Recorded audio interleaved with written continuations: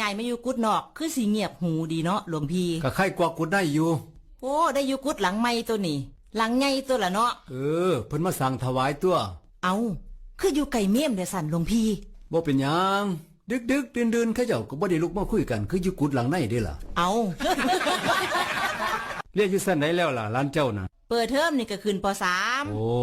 เรียนเก่งอยู่ตัวก็ใครอยู่เรื่องเรียนนั่นแต่เสียอย่างเดียวมันบ่อยากอ่านหนังสือเล่นแต่เกมได้เดี๋ยวนี้โทรศัพท์นี่นั่งอยู่แจใดก็เอาอยู่หั่นล่ะน่ะเล่นหลายมันบ่ดีเด้อลูกหลานเอ้ยเดี๋ยวมันสิเรียนบ่รู้เรื่องยามมื้อคืนอย่าเล่นโทรศัพท์ก่อนเข้านอนให้เอาโทรศัพท์ไปนำยายเด้อบัดนี้เด้อจ้า